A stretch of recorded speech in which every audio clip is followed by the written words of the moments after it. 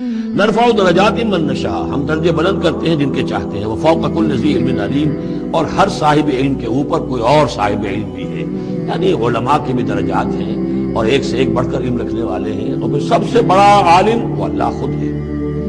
قالوا ان یسرق فقد سرق اخ له من قبل، اب ان کی دیکھیے وہ ابھی تک ان کی طبیعت کے اندر وہ ہلکا پن جو ہے، زیادہ سخت لفظ میری زبان پر آ رہا تھا، ہلکا پن باقی ہے۔ انہوں نے کہا اچھا اس نے چوری کی ہے تو اس کا ایک بھائی اور بھی تھا، یعنی یوسف، اس نے بھی چوری کی تھی۔ یہ ایسے ہی ہے، یہ دونوں بھائی جو ہیں یہ اسی قسم کے ہیں۔ ان یسرق فقد سرق اخ له من قبل، اس کا ایک بھائی اور بھی تھا، اس نے بھی چوری کی تھی۔ فأسرها یوسف فی نفسہ، تو اسے چھپائے رکھا یوسف نے اپنے جی میں، فوراً اس کے اوپر ریٹارٹ نہیں کیا۔ ولم یبدها لهم، اور اس کو ظاہر نہیں کیا ان پر، اپنے دل میں انہوں نے کہا قال انتم شر مکانا، تم ہو بدترین لوگ، یہ تم جو ہے اس پر ہی چوری کا الزام تو خیر لگی گیا، وہ تو اللہ کی تدبیر سے میں نے خود لگوایا ہے، لیکن مجھ پر بھی لگا رہے ہو کہ اس کے بھائی نے بھی چوری کی تھی، تم لوگ بدتر ہو درجے میں۔ واللہ عالم بما تصفون، اور جو کچھ تم بیان کر رہے ہو اللہ اس کی حقیقت سے خوب واقف ہے۔ قالوا یا ایھا العزیز، اب وہ گڑ گڑانے پر آ گئے، کیا کریں ہم؟ ابا جان سے حضرت یعقوب علیہ السلام سے تو پختہ وعدہ کر کے آئے تھے، قسمیں کھا کے آئے تھے۔ قالوا یا ایھا العزیز ان له ابا شیخا کبیرا، اے مختار مطلق، اے ان معاملات کے اندر اختیار رکھنے والے، اے عزیز، ان له ابا شیخا کبیرا، اس کا بنیامین کا باپ جو ہے بہت بوڑھا ہے، ضعیف ہے۔ فخذ احدنا مکانہ، ہم میں سے کسی کو اس کی جگہ پر روک لے، بدل دے، اس کو جانے دے اور ہم میں سے کسی کو رکھ لے۔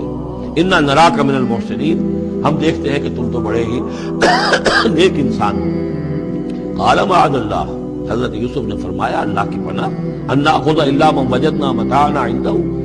اس کی اللہ سے پناہ اس کی کہ ہم پکڑیں اس کو کہ سوائے اس کے کسی اور کو جس کے پاس کہ اس کا ہمارا مال برآمد ہوا ہے۔ انا اذا لظالمون، اس صورت میں تو ہم ظالم ہو گئے۔ فلما استيئسوا منه، جب وہ ساری اپنی جو بھی ہو سکتے تھے منت سماجت کر کے جب مایوس ہو گئے کہ حضرت یوسف بات ماننے والے نہیں ہیں، خلصوا نجیہ، اب وہ ایک طرف ہو گئے، علیحدگی میں جا کر آپس میں مشورہ کیا اب کیا کریں۔ قال کبیرہم، کہا ان کے بڑے نے، کہ وہی یہودا جس نے اس وقت بھی کہا تھا حضرت یوسف کے بارے میں قتل مت کرو، لا تقتلوا یوسف اب وطرحوہ فی ارض یخل لکم وجہ ابیکم، کسی زمین میں کہیں پھینک دو ان کو، لیکن یہ کہ وہی شخص اب کہہ رہا ہے۔ قال کبیرہم الم تعلموا ان اباکم قد اخذ علیکم موثقا، جانتے ہو نا کہ تمہارے والد نے حضرت یعقوب علیہ السلام نے تم سے پختہ قسم لی ہوئی ہے، عہد لیا ہوا ہے، من اللہ، اور اللہ کے نام پر وہ عہد ہوا، ومن قبل ما فرطتم فی یوسف، اور یاد کرو اس سے پہلے تم نے کتنی زیادتی کی تھی، کتنا تم نے بڑا جرم کیا تھا یوسف کے معاملے میں۔ فلن ابرح الارض، تو میں تو اب اس زمین سے نہیں کھسکوں گا، یہاں سے ہلوں گا نہیں، میں یہیں رہوں گا، حتی یاذن لی ابی، یہاں تک کہ والد خود مجھے اجازت دے، اگر وہ ہماری جو بھی تم ایکسپلینیشن جا کر دو وہ مطمئن ہو جائیں اور پھر وہ اجازت دیں گے تو میں یہاں سے ٹلوں گا، ورنہ میں یہیں رہوں گا۔ فلن ابرح الارض، میں اس جگہ سے ہرگز نہیں ہلوں گا، حتی یاذن لی ابی، یہاں تک کہ میرے والد جو ہے مجھے اجازت دیں، اور یحکم اللہ لی، یا پھر اللہ کوئی فیصلہ میرے بارے میں کر دے، وہو خیر الحاکمین، اور یقیناً وہ بہترین فیصلہ کرنے والا ہے۔ ارجعوا الی ابیکم، لوٹ جاؤ اپنے والد کے پاس، ابا جان کے پاس، فقولوا، اور جا کر کہو، یا ابانا، ابا جان، ان ابنک سرق، آپ کے بیٹے نے بنیامین نے چوری کی، وما شہدنا الا بما علمنا، اور ہم کچھ گواہی نہیں دے سکتے، ہم تو وہی کچھ کہہ رہے ہیں جو ہمارے علم میں آیا ہے، ہم کچھ نہیں کہہ سکتے۔ وما كنا للغیب حافظین، اور ہم غیب کے ہم حافظ نہیں ہیں، ہمارے پاس اس کا کوئی ذریعہ نہیں ہے کہ اصل حقیقت سمجھ سکیں، جو بات سامنے آئی ہے وہ یہ ہے کہ بنیامین نے چوری کی ہے۔ ان ابنک سرق،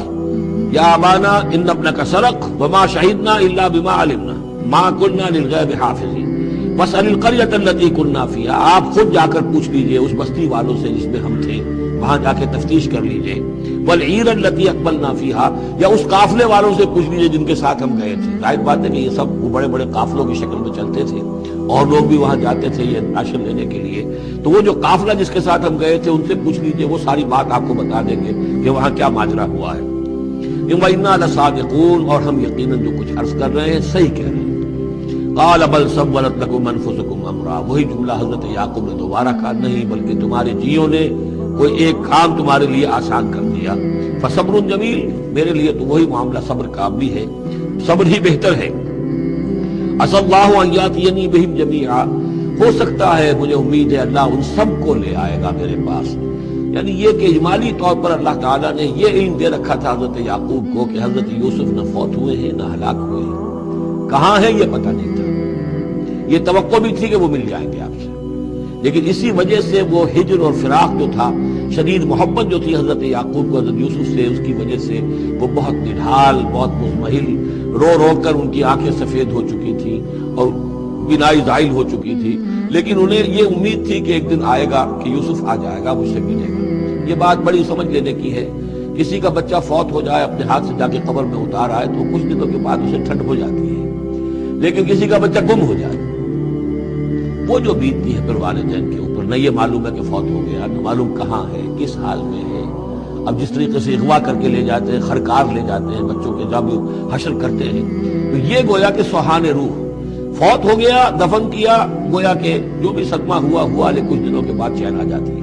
لیکن یہ معلوم ہو کہ فوت نہیں ہوا۔ اور یہ علم تھا حضرت یعقوب کو کہ حضرت یوسف زندہ ہے، باقی کہاں ہے کس حال میں یہ نہیں، اور اس کی بنا پر وہ غمگین تھے۔ لیکن اب یہ ہوا کہ ایک یک نہ شد دو شد بلکہ سہ شد، پہلے یہاں تو تین کا معاملہ ہو گیا، حضرت یوسف گئے تھے، پھر بنیامین وہاں رک گئے اپنے اس معاملے کی وجہ سے، اور سب سے بڑا بیٹا بھی وہیں ٹک گیا کہ میں تو یہاں سے نہیں ہلوں گا جب تک کہ ابا جان معافی نہ دیں اور وہ اجازت نہ دیں۔ عسى اللہ ان یاتینی بہم جمیعا، امید ہے کہ اللہ تعالیٰ ان سب کو میرے پاس لے آئے گا، انہ هو العلیم الحکیم، یقیناً وہ سب کچھ جاننے والا اور حکمت والا ہے۔ وتولی عنہم، اور یہ گفتگو کرنے کے ساتھ ہی حضرت یعقوب نے اپنا رخ موڑا، وقال یا اسفا علی یوسف، اور پھر انہوں نے دہائی دے کر ہائے افسوس یوسف، اور رونا شروع کر دیا۔ وابیضت عیناہ من الحزن، اور ان کی آنکھیں جو ہیں اس صدمے کی وجہ سے سفید ہو گئی تھی، کیٹریکٹ ہوا ہوگا یا اور کچھ آ گیا ہو، سفیدی آ گئی ہو، کارنیا پر آئی ہو، اللہ عالم۔ اب یہ ہے کہ جو بھی اسپیشلسٹ ہیں آئیز کے، انہیں سوچنا چاہیے کہ صدمے کا اثر جو ہے آنکھوں پر اگر ہو تو کس نوعیت سے آیا، اس کا جو لینز متاثر ہوتا ہے یا کارنیا متاثر ہوتا ہے۔ وَابْيَضَّتْ عَيْنَاهُ مِنَ الْحُزْنِ فَهُوَ كَظِيمٌ، وہ جو اندر ہی اندر اپنے رنج کو گھونٹ رہے تھے، پی رہے تھے اندر ہی اندر، اس کا یہ اثر ہوا کہ ان کی آنکھیں جو ہے وہ سفید ہو گئی تھی۔ قَالُوا تَاللَّهِ تَفْتَحُ تَذْكُرُ يُوسُفَ، انہوں نے کہا ابا جان خدا کی قسم آپ تو یاد ہی کرتے رہیں گے یوسف کو، آپ اس کا خیال دل سے نکلنے نہیں دیں گے، حتیٰ یتکون حربا، یہاں تک کہ آپ یا تو گھل جائیں گے اسی صدمے میں، اور تکون من الحالکین، یا فوت ہو جائیں گے۔ قال انما اشکو بثی وحزنی الی اللہ، حضرت یعقوب نے فرمایا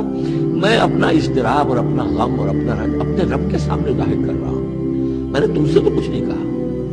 میں نے تمہیں کوئی لان تان نہیں کی، تم پر کوئی باس پوس نہیں کی، میں تم سے کیا کہہ رہا ہوں، انما اشکو بثی وحزنی الی اللہ، اللہ کے ساتھ بات کر رہا ہوں۔ یہی الفاظ ہیں جو حضور نے طائف میں کہے تھے، اللہم الیک اشکو ذو فقولت قوتی وقلت حیلتی وحوانی الی الناس، اے اللہ تیری ہی جناب میں فریاد لے کر آیا ہوں، شکوہ لے کر آیا ہوں، شکایت لے کر آیا ہوں اپنی مسائل کی کمی کا، اپنی قوت کی کمی کا، اور جو لوگوں کے سامنے توہین ہو رہی ہے اس کا کہاں جاؤں، کس کے پاس، الی من تکلنی، مجھے کس کے حوالے کر دیا ہے۔ انما اشکو بثی وحزنی الی اللہ واعلم من اللہ ما لا تعلمون، اور مجھے اللہ کی طرف سے ان چیزوں کا علم حاصل ہے جو تمہیں حاصل نہیں ہے، یعنی یہی اجمالی طور پر کہ حضرت یوسف زندہ ہے، فوت نہیں ہوئے۔ یا بنی اذهبوا، اے میرے بیٹو جاؤ، فتحسسوا من یوسف واخیہ، جاؤ تلاش کرو یوسف کو بھی اس کے بھائی کو بھی،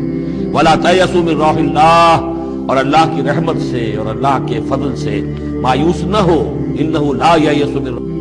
روح الا القوم الکافرون، یقیناً اللہ تعالیٰ کی عنایتوں سے مایوس تو وہی ہوتے ہیں کہ جو کافر ہوتے ہیں، جو صاحب ایمان ہے وہ اللہ تعالیٰ کی رحمت سے کبھی مایوس نہیں ہوتا۔ فلما دخلوا علیہ، اب جب یہ پہنچے ہیں اگلے سال، داخل ہوئے حضرت یوسف کے ہاں پیش ہوئے، قالوا یا ایھا العزیز، اب انہوں نے کہا اے عزیز مصر، اے مختار مطلق اس راشن کا اور اس غلے کا، مسنا، ہم پر اور ہمارے اہل و عیال پر بڑی سختی آ گئی ہے، یعنی اب قحط کی شدت،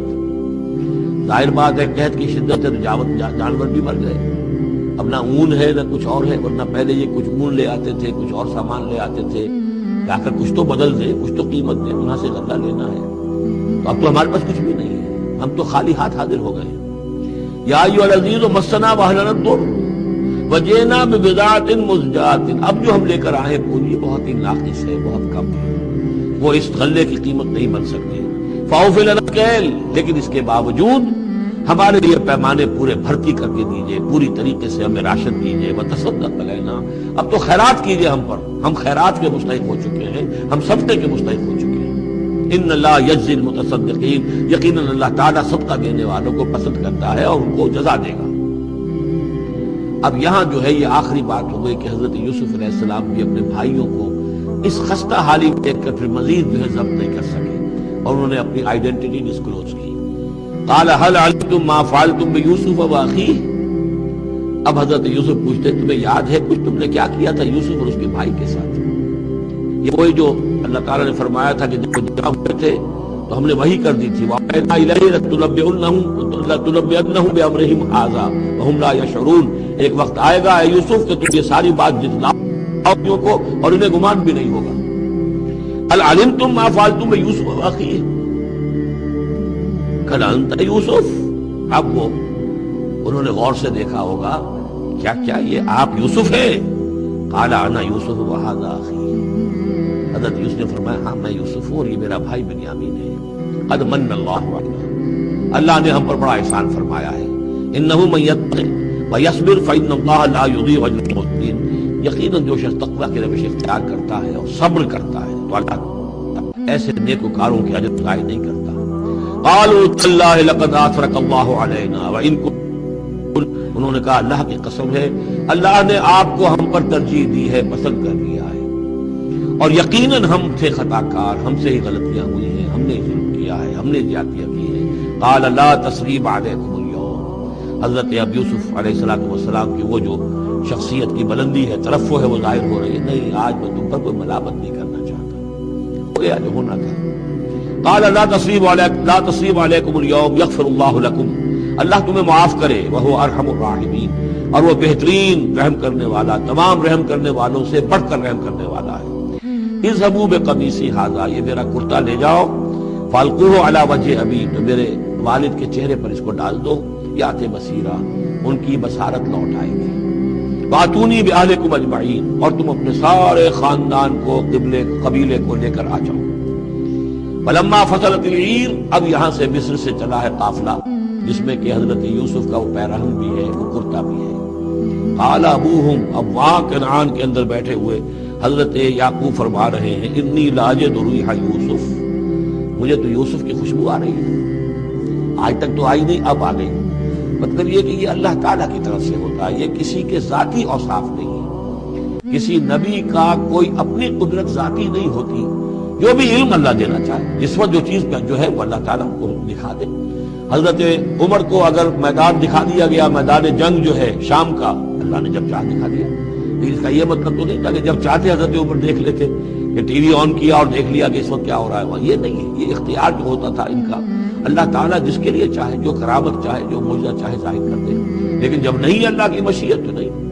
پاس ہی کتنے دور ہوں گے جبکہ اس کنویں میں پڑے ہوئے تھے، اس وقت انہیں خوشبو نہیں آ رہی تھی، ورنہ خوشبو سونگ سونگ کر جو وہاں پہنچ گئے ہوتے، لیکن یہ کہ یہ اللہ کی طرف سے ہے۔ لاجد انی لاجد ریح یوسف لولا ان تفندون، مجھے اندیشہ ہے تم مجھے یہ نہ کہو کہ اب تو یہ بالکل سٹھیا گئے، یعنی اب یہ یوسف کی خوشبو آ رہی ہے ان کو۔ قالوا تاللہ انک لفی ضلالک القدیم، انہوں نے یہی کہا گھر والوں نے، خدا کی قسم آپ اپنے اسی پرانے خیال میں ہیں، پرانے وہم میں ہیں، آپ سمجھتے ہیں کہ یوسف زندہ ہے، حالانکہ نہ معلوم وہ کہاں کا ہلاک ہو چکا، ختم ہو چکا۔ فلما جاء البشیر، تو جب وہ بشارت دینے والا آیا، القاہ علی وجہہ، اور حضرت یوسف کا کرتا اس نے ڈالا حضرت یعقوب کے چہرے پر، فردت بصیرا، تو وہ لوٹ آئے دیکھتے ہوئے، یعنی ان کی نگاہ جو ہے وہ لوٹ کر آئی، بصارت لوٹ آئی۔ قال الم اقل لکم انی اعلم من اللہ ما لا تعلمون، انہوں نے فرمایا کہ میں نے تم سے نہیں کہا تھا مجھے اللہ کی طرف سے ان چیزوں کا علم حاصل ہے جو تم نہیں جانتے۔ قالوا یا ابانا استغفر لنا ذنوبنا انا كنا خاطئین، ان کا ابا جان ہمارے لیے استغفار کیجئے، اللہ تعالیٰ سے ہمارے گناہوں کی معافی کی درخواست کیجئے، یقیناً ہم خطا کار تھے، ہم سے غلطیاں ہوئی ہیں۔ قال سوف استغفر لکم ربی. اب یہاں دیکھیے سوفا کا لفظ بہت اہم ہے. ذرا ٹھہر کر میں استغفار کروں گا. ابھی غصہ ختم نہیں ہو رہا ہے حضرت یعقوب علیہ السلام کا، یعنی یہ کہ ابھی وہاں پیشی ہو جائے گی، اس کے بعد سارا معاملات کی صفائی ہوگی، ابھی فوری طور پر استغفار نہیں کر رہے ہیں. سوف استغفر لکم ربی، ٹھیک ہے کچھ وقت کے بعد میں تمہارے لیے استغفار کروں گا. انہ هو الغفور الرحیم، یقیناً وہ غفور ہے اور رحیم ہے. فلما دخلوا علی یوسف، اب جب یہ سب کے سب آ گئے وہاں سے، پورا قافلہ آ گیا، تمام بنی اسرائیل، اب 12 گھرانے تھے یہ، ان کی اولادیں تھیں، ان کے بچے تھے، بیویاں تھیں، وہ سب آ گئے. لما دخلوا علی یوسف آوا الیہ ابویہ، تو اب انہوں نے اپنا جو بھی تخت، جو بھی جگہ اونچی ہوگی بیٹھنے کی، اپنے والدین کو، اپنی والدہ کو بھی اور حضرت یعقوب کو بھی وہاں بلا دیا. وقالت ادخلوا مصر ان شاء اللہ آمنین، اور کہا کہ اب آپ لوگ مصر میں داخل ہو اللہ چاہے تو پورے امن کے ساتھ. یہاں آپ کے لیے امن ہے، سکون ہے، راحت ہے. ورفع ابویہ علی العرش، اور اپنے والدین کو انہوں نے اپنے تخت کے اوپر اٹھا لیا، اوپر بٹھا لیا. وخروا له سجدا، اور وہ سب کے سب ان کے سامنے سجدے میں گر گئے. یہ سجدہ تعظیمی کہلاتا ہے، جو کہ پہلی شریعتوں میں جائز تھا. شریعت محمدی علیہ صاحب الصلاۃ والسلام میں جہاں دین کی تکمیل ہو گئی ہے، تو واقعہ یہ ہے کہ پھر توحید کا معاملہ بھی جو ہے وہ آخری درجے میں تکمیل کو پہنچا دیا گیا. یہ سجدہ تعظیمی اب حرام مطلق ہے، لیکن اس سے پہلے یہ جائز تھا. ہمارے ہاں بعض لوگ جو ہے وہ قبروں کو یا اور ہم اپنے پیروں کو، بزرگوں کو کہتے ہیں سجدہ کرتے ہیں یا جھکتے ہیں، دلیل پکڑتے ہیں ان چیزوں سے. یہ سجدہ دیکھو حضرت ابراہیم سے ثابت ہے، فلاں سے ثابت ہے، اور یہ جو حضرت یوسف کو سجدہ کیا گیا ہے. لیکن یہ سجدہ سمجھ لیجیے سجدہ تعظیمی جائز تھا، اس میں کوئی شک نہیں، لیکن اب یہ حرام مطلق ہے. وقال یا ابت ھذا تعویل رؤیایا من قبل، اب کہا حضرت یوسف نے ابا جان دیکھیے یہ ہے تعویل میرے اس خواب کی جو میں نے بچپن میں دیکھا تھا. 11 ستارے اور سورج اور چاند میرے سامنے سجدے میں ہیں. تو گویا کہ 11 بھائی اب سجدے میں ہیں اور والدین سورج اور چاند کے حکم میں ہیں. قد جعلها ربی حقا، میرے رب نے اس خواب کو سچا کر دکھایا. وقد احسن بی اذ اخرجنی من السجن، اور اس نے کتنا ہی میرے ساتھ اچھا سلوک کیا، انعام فرمایا مجھ پر جبکہ مجھے قید خانے سے نکلوایا. اور آپ سب لوگوں کو لے آیا ہے یہاں بادیہ نشینی کی سخت زندگی سے نکال کر یہاں حضارت اور تمدن اور وقت کی عظیم ترین جو متمدن ملک ہے اس کے اندر آپ کو پہنچا دیا. من بعد ان نزغ الشیطان بینی و بین اخوتی، اس کے بعد کہ شیطان نے میرے اور میرے بھائیوں کے درمیان دشمنی ڈال دی تھی. ان ربی لطیف لما یشاء، یقیناً میرا رب تدبیر کرتا ہے بہت خفیہ طور پر جس چیز کو چاہتا ہے. ان کو سمجھ میں نہیں آتا، لیکن اللہ تعالیٰ کی تدبیر جو ہے وہ بالآخر کامیاب ہوتی ہے. انہ هو العلیم الحکیم، یقیناً وہی ہے ہر شے کا علم رکھنے والا. رب قد آتیتنی من الملک، اب دعا کر رہے ہیں اللہ تعالیٰ کی طرف رجوع کر کے پروردگار تو نے مجھے حکومت بھی عطا کی. وعلمتنی من تعویل الاحادیث، اور مجھے چیزوں کی تہ تک پہنچنا، باتوں کی تہ تک پہنچنا یا کا جاننا یہ علم سکھایا. فاطر السماوات والارض، اے وہ ہستی جس نے آسمان اور زمین کو پیدا کیا ہے. انت ولی فی الدنیا والآخرہ، تو ہی میرا پشتپناہ ہے، مددگار ہے، کارساز ہے، دنیا میں بھی آخرت میں بھی. توفنی مسلمن، مجھے وفات دیجو اسی حالت اسلام میں، فرما برداری ہی کی حالت میں. والحقنی بالصالحین، اور مجھے شامل کر دیجو اپنے صالح بندوں میں. ذالک من انباء الغیب نوحیہ الیک، یہ ہے غیب کی خبروں میں سے جو ہم وحی کر رہے ہیں اے نبی، اے محمد آپ کی جانب. وما كنت لديهم اذ اجمعوا امرهم وما هم يمكرون، اور آپ تو ان کے پاس موجود نہیں تھے جب انہوں نے فیصلہ کیا تھا، اتفاق رائے کیا تھا حضرت یوسف کے بارے میں، اور جب کہ وہ چال چل رہے تھے، پلاننگ کر رہے تھے. وما اکثر الناس ولو حرصت بمؤمنین، اور یہ بھی سن لیجئے آپ کتنا ہی چاہیں لیکن اکثر لوگ ایمان لانے والے نہیں ہیں. آپ سے سوال کیا گیا، اس کا جواب انہیں دے دیا گیا، اتنا عمدہ، اتنا خوبصورت، ہر چیز جو ہے کھول کھول کر بتا دی گئی، لیکن یہ لوگ ایمان لانے والے نہیں ہیں. وما اکثر الناس ولو حرصت بمؤمنین وما تصلهم علیہ من اجر، اور نبی آپ تو ان سے کوئی اجر نہیں مانگ رہے. ان هو الا ذکر للعالمین، نہیں ہے یہ مگر تمام جہان والوں کے لیے یاد دہانی ہے اور نصیحت.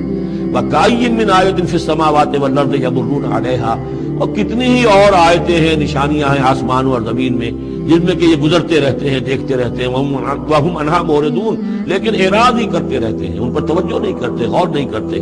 وما یؤمن اکثرهم باللہ الا وهم مشرکون، یہ بھی نوٹ کر لیجئے. اور جو لوگ اللہ کے ماننے والے ہیں وہ بھی اکثر وہ ہیں جو اس کے ساتھ شرک بھی کرتے ہیں. یہ میرے آپ کے لیے بہت زیادہ بہت قابل توجہ آیت ہے۔ وما یؤمن اکثرهم باللہ، ان میں کی اکثریت اللہ پر ایمان نہیں رکھتی، الا وهم مشرکون، مگر کسی نہ کسی نوع کا شرک بھی کرتی ہے۔ یہ اصل میں اس دور میں پھر بڑی ضرورت ہے، پھر توجہ دلا رہا ہوں، شرک کی حقیقت کیا ہے، اس کی قسمیں کیا ہیں، اس کی صورتیں کیا ہیں۔ زمانہ ماضی میں شرک جو ہے کس کس شکل میں تھا، ماضی قریب میں اور اس کی کون سی شکلیں بھی ایجاد ہوئی، آج کے دور میں سب سے بڑا شرک کون سا ہے، کون کون سے بڑے شرک ہیں جن میں ہم ملوث ہیں۔ یہ مضمون جو ہے قرآن مجید میں آپ دیکھ رہے ہیں کہ شرک یعنی بدترین گناہ وہ کہ جس کے جرم کے بارے میں اللہ نے فرما دیا 2 مرتبہ سورہ نساء میں کہ اس کی معافی کا کوئی امکان نہیں، توبہ ہے، توبہ کر لو معافی ہو جائے گی۔ باقی اس سے کم تر ہر گناہ کے بارے میں امید کم سے کم دلا دی ہے کہ اللہ تمہاری بغیر توبہ کے بھی چاہے گا تو معاف کر دے گا، لیکن یہ معاف نہیں ہوگا۔ ان اللہ لا یغفر ان یشرک بہ ویغفر ما دون ذلک لمن یشاء۔ اس اعتبار سے پھر میں آپ کو یاد دلا رہا ہوں کہ اس موضوع پر میرے جو 6 گھنٹے کے کیسٹس ہیں، 6 گھنٹے کی تقریریں ہیں، شرک فی الذات کیا ہے، شرک فی الصفات کیا ہے، شرک فی الحقوق کیا ہے، عہد حاضر کا شرک کیا ہے، نظریاتی شرک کیا ہے، سائنس میں یہ شرک کس طور سے آیا ہے، اور یہ جو قوم پرستانہ نظریہ ہے اس میں یہ شرک کس طرح آیا ہے، مادہ پرستی میں یہ شرک کیسے آیا ہے، نفس پرستی کس اعتبار سے شرک ہے، یہ دولت پرستی کس پہلو سے شرک ہے۔ تو ان چیزوں کو ابھی ضرورت ہے کہ آپ سمجھیں۔ وما یؤمن اکثرهم باللہ الا وهم مشرکون، اللہم ربنا لا تجعلنا منہم، اللہم اجعلنا من عبادک الموحدین۔ اللہ تعالی ہمیں اپنے موحد بندوں میں سے بنائے۔ وَكَأَيٍّ مِّنْ آیَةٍ فِي السَّمَاوَاتِ وَالْأَرْضِ يَمُرُّونَ عَلَيْهَا وَهُمْ عَنْهَا مُعْرِضُونَ، اور کتنی ہی نشانیاں ہیں آسمانوں میں اور زمین میں جن پر سے یہ گزرتے رہتے ہیں لیکن اعراض کرتے ہیں، ان کی طرف توجہ نہیں کرتے، غور نہیں کرتے، ان سے سبق حاصل نہیں کرتے۔ وَمَا يُؤْمِنُ أَكْثَرُهُمْ بِاللَّهِ إِلَّا وَهُمْ مُشْرِكُونَ، ان کی عظیم اکثریت اللہ پر ایمان نہیں رکھتی یا نہیں لاتی مگر کسی نہ کسی نوع کے شرک میں بھی ملوث رہتی ہے۔ یہ معاملہ جو مشرکین ہیں ان کے لیے تو بالکل واضح ہے، جیسا کہ میں نے بارہا بیان کیا ہے کہ ایک بڑے خدا کو تو سب مانتے تھے، ایک بڑا اللہ، اس کے ساتھ آلہہ، کیپٹل جی والا گاڈ ایک، باقی گاڈز اینڈ گاڈز بے شمار، مہادیو ایک، باقی دیویاں دیوتا بے شمار۔ لیکن جو لوگ اپنے آپ کو موحد سمجھتے ہیں اور اپنے خیال میں وہ امکانی حد تک موحد ہوتے بھی ہیں، بسا اوقات غیر شعوری طور پر وہ بھی کسی نہ کسی نوع کے شرک میں ملوث ہو جاتے ہیں، جس کے لیے بڑی گہری بصیرت کی ضرورت ہے کہ شرک کن کن صورتوں کو اختیار کر سکتا ہے، اس کا صحیح تصور اور صحیح شعور اور ادراک انسان کو ہو جائے۔ افامنوا ان تاتیہم غاشیۃ من عذاب اللہ، کیا وہ نہ چنت ہیں، اس سے بے خوف ہو چکے ہیں اس سے کہ آ دھمکے ان پر کوئی عذاب کی طرف سے ڈھانپ لینے والی شے، کوئی آفت عذاب کی، اللہ کے عذاب کی، اور تاتیہم الساعۃ بغتۃ، اور انہیں اس کا بھی کوئی ڈر نہیں رہا ہے کہ قیامت اچانک آ پہنچے، وہم لا یشعرون، اور انہیں اس کا احساس تک نہ ہو۔ قل ھذہ سبیلی ادعو الی اللہ علی بصیرۃ انا ومن اتبعنی،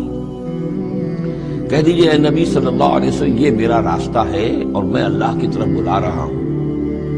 لیکن یہ میرا بلانا اور اس راستے کا اختیار کرنا اندھیرے میں ٹامک ٹوئیاں مارنے کے مترادف نہیں ہے۔ علی بصیرۃ انا،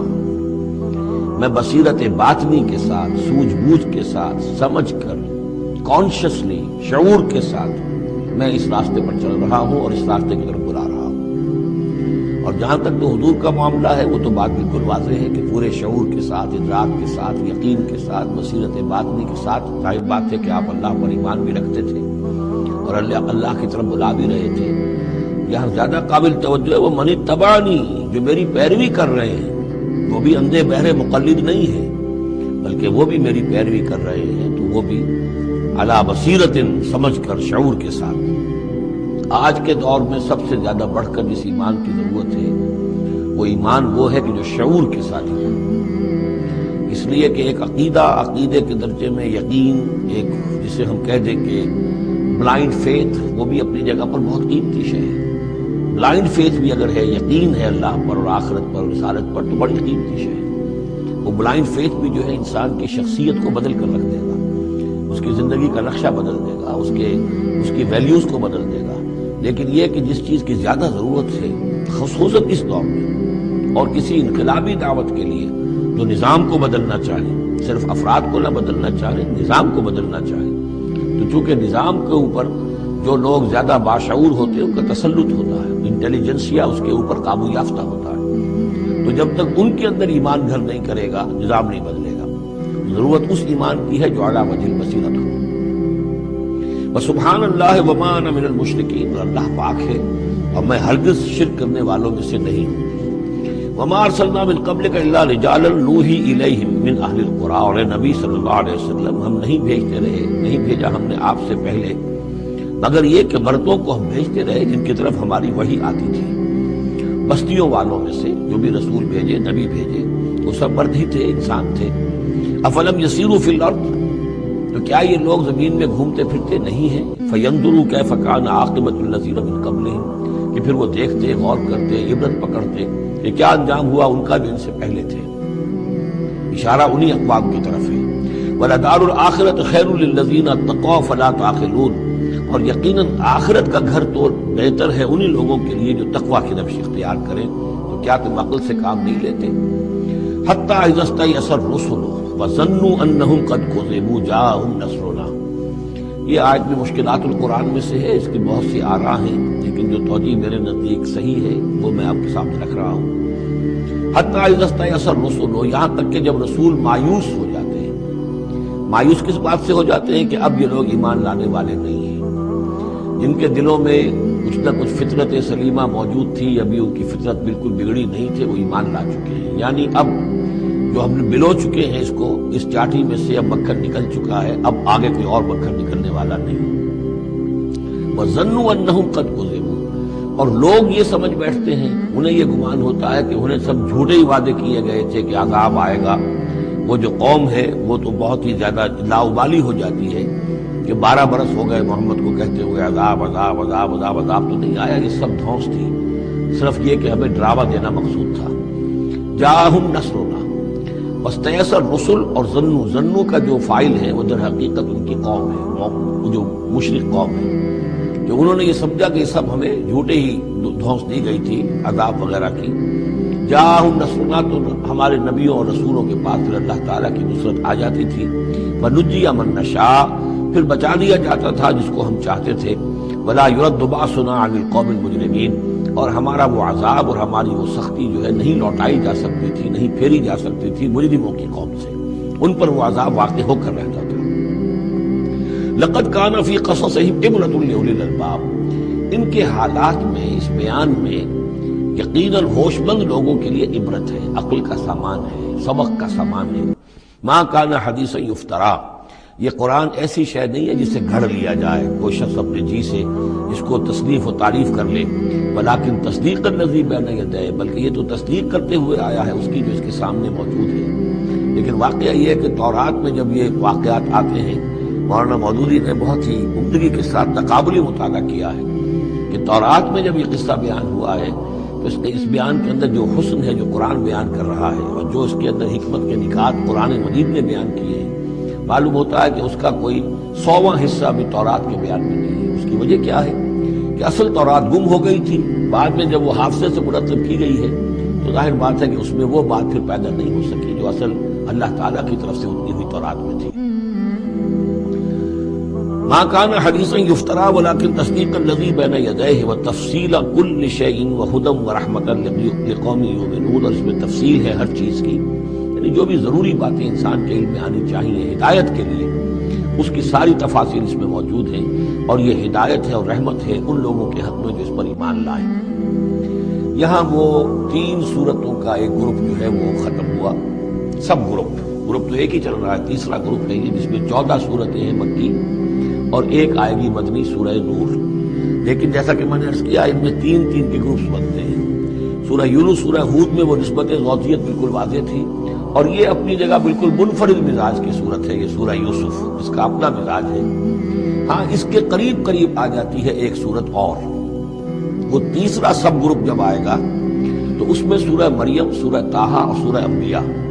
سورہ طٰہٰ بھی ایک ایسی صورت ہے قرآن مجید کی جس کا اکثر و بیشتر حصہ ایک رسول کے تذکرے پر مشتمل ہے،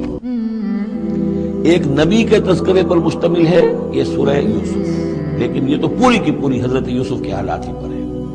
سورہ طٰہٰ جو ہے وہ ایک رسول کے حالات پر مشتمل ہے، اکثر و بیشتر حصہ 8 میں سے 5 رکوع کے قریب جو ہے، لیکن اس میں یہ ہے کہ وہ رسول ہے موسیٰ۔ اب ان دونوں میں نسبت کیا ہے؟ یوسف کے زمانے میں بنی اسرائیل مصر میں داخل ہوئے اور موسیٰ کے زمانے میں وہ مصر سے نکلے ہیں، تو ان کے حالات پر بھی ایک مکمل صورت، ان کے حالات پر بھی ایک مکمل صورت، لیکن وہ مصحف میں قرآن مجید کی اس ترتیب میں یہ متصل نہیں ہے بلکہ فاصلے پر ہے۔ یہ اس 3 صورتوں کے سب گروپ میں ہے، وہ تیسرے سب